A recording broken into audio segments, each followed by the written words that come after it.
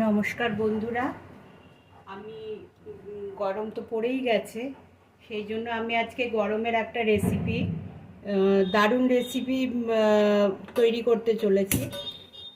মিষ্টি দই, যেটা না হলে গরমকাল অসম্পূর্ণ রয়। অনেকেই টক দই খান, আমার মিষ্টি দইও তো মাঝে মাঝে খেতে ইচ্ছা করে।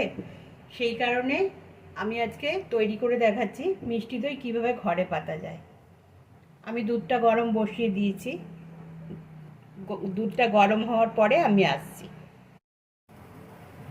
দেখুন বন্ধুরা, দুধটা হালকা গরম হয়েছে। এই পর্যায়ে আমি দিয়ে দেবো 3-4 চামচ গুঁড়ো দুধ।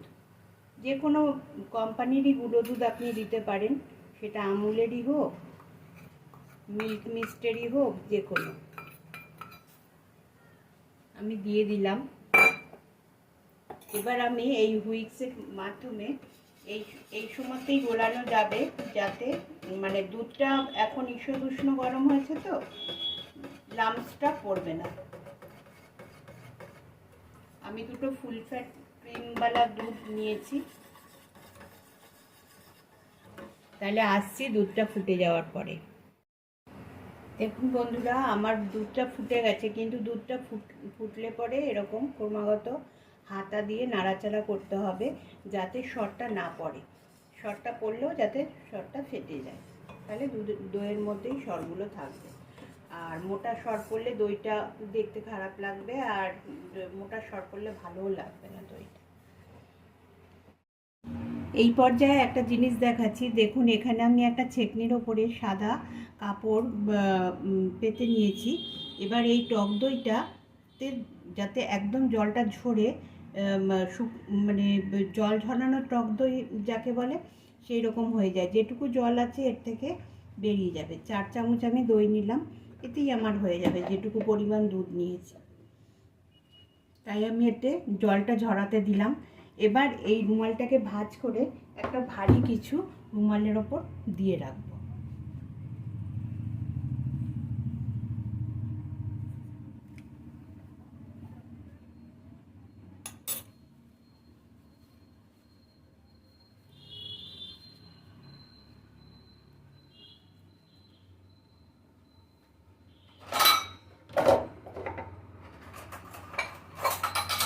আমি এই হামাল দিস্তাটা এই রুমালটার ওপরে দিয়ে রাখলাম।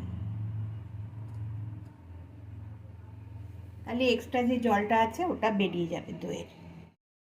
আমি পাশের ওভেনে দুধটা জাল বসিয়ে দিয়েছি, আর এই ওভেনে একটা কড়াই বসিয়েছি ক্যারামেলটা তৈরি করার জন্য। তবে ক্যারামেল তৈরি করার সময় একটা কথা বলি, ক্যারামেলে যেটুকু চিনি দেবেন সেইটুকু চিনি কিন্তু দইতে যাবে। সেটা আমরা যেরকম একটু চিনি মানে মিষ্টিটা কম খাই, সেই কারণে আমি এখানে 2 চামচ চিনি দিলাম। আপনারা আপনাদের পরিমাণ মতো চিনি দেবেন, টেস্ট অনুযায়ী। আপনারা যদি বেশি মিষ্টি খেতে পছন্দ করেন, তাহলে বেশি মিষ্টি দিয়েই করবেন। আর একটা কথা, আমি এখানে কোনো এলাচ টেলাচ দিলাম না। ওই যে আপনাদের যদি কোনো স্মেলের দরকার পড়ে, তাহলে একটা এলাচ দুধের সাথে ফুটিয়ে নেবেন।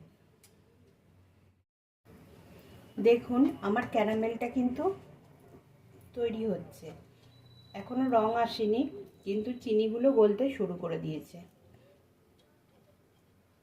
এই পর্যায়ে ক্রমাগত নাড়তে হবে এটাকে, যাতে তলায় লেগে না ধরে।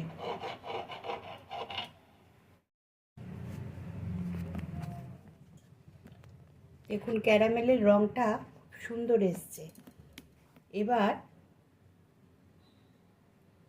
ক্যারামেলটা খুব সুন্দর হয়েছে। এখন কিন্তু আমার এই আঁচটা বন্ধ করা রয়েছে, গ্যাস ওভেনটা বন্ধ করা রয়েছে, অনেকক্ষণ থেকেই বন্ধ করা। হ্যাঁ, এবার আমি আস্তে আস্তে এই দুধটা ঢেলে দেবো। ক্যারামেলটা তৈরি হয়ে যাওয়ার পর দুধটা আমি ঢেলে দিয়েছি। এবার এটাকে নাড়তে হবে।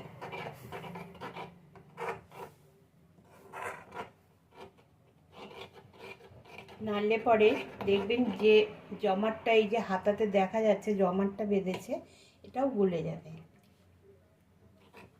আসছি 10 মিনিট পরে। এবার বন্ধুরা, আমি এই যে আমি যে জাল দিচ্ছি হাঁড়িতে দুধটা, এই দুধটা আস্তে আস্তে এই কড়াইতে দিয়ে দেবো, কড়াইতে ট্রান্সফার করে দেবো দুধটা।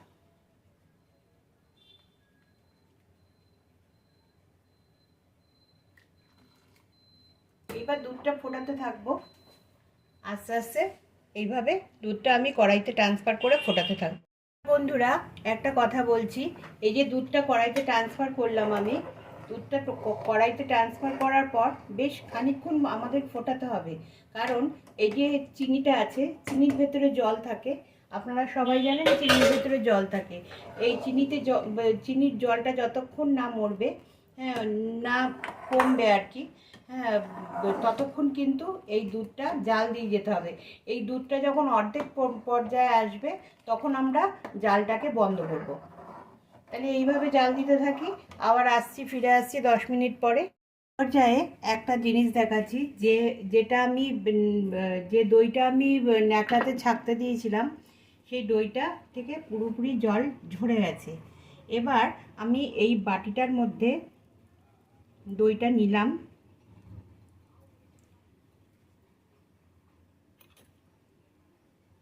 কাপড়ে দই লেগে আছে সেটাকেও আমি নিয়ে নিচ্ছি।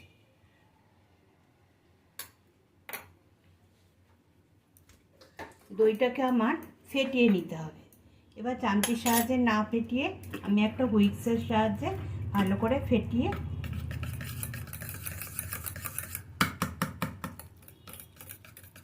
দইতে কোনো লাম্পস থাকলে হবে না, পুরোপুরি ফেটিয়ে নিতে হবে।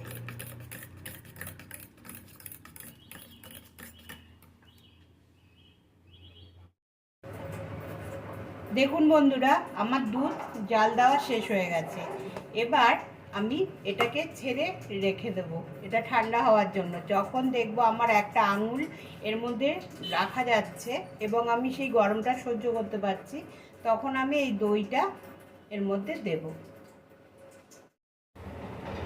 দেখুন বন্ধুরা, 10 মিনিট পরে ফিরে এলাম। ফিরে এসে দেখুন আমি আঙুলটা ডুবিয়ে রাখতে পারছি, এরকম পর্যায়ে এসে গেছে দুধটা। এবার আমি এই দইটাকে এই দুধের মধ্যে মিশিয়ে দেব। তাহলে চলুন আমি দইটাকে দুধের মধ্যে মিশিয়ে দিই।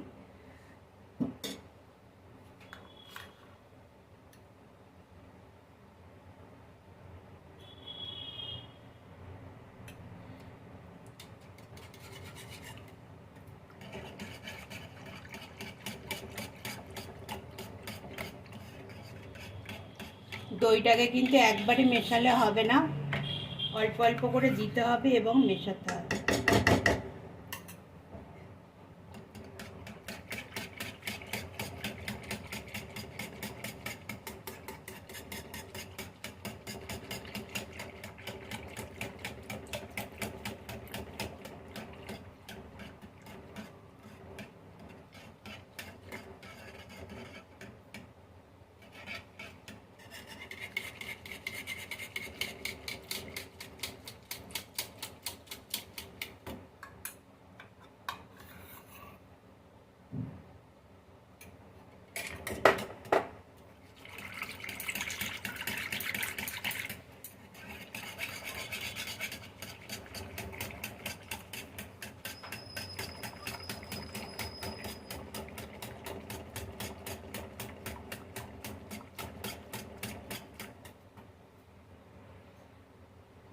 এবার আমি যে পাত্রগুলোতে দই পাতবো সেই পাত্রগুলোতে একটু দই মাখিয়ে নিচ্ছি।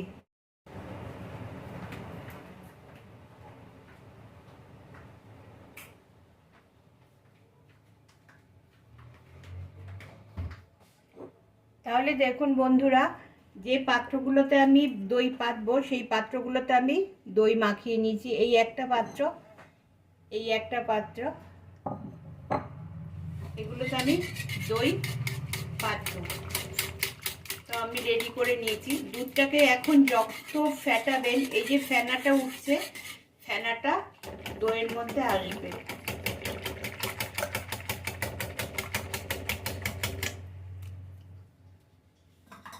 ঠিক আছে বন্ধুরা, পাত্রে ঢালার পরে আমি আবার আসছি। দেখুন বন্ধুরা, সকাল হয়ে গেছে। এবার আমি দইগুলোকে খুলে নিচ্ছি। কালকে এই র্যাপিং পেপারটা দিয়ে ভাঁজ করেছিলাম আর থালা দিয়ে ঢেকে রেখেছিলাম।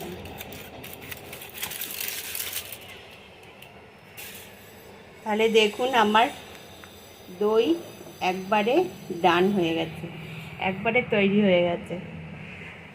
আপনাদের কেমন লাগলো দইটা দেখে আপনারা বলবেন, এবং এরকমভাবে চেষ্টা করলে আপনারাও পারবেন বাড়িতে তৈরি করতে। যদি আমার চ্যানেলটা ভালো লাগে আপনাদের, তাহলে আমার চ্যানেলটাকে সাবস্ক্রাইব করবেন, লাইক করবেন, কমেন্ট করবেন, আর সবসময় হাসি মুখে থাকবেন, সুস্থ থাকবেন।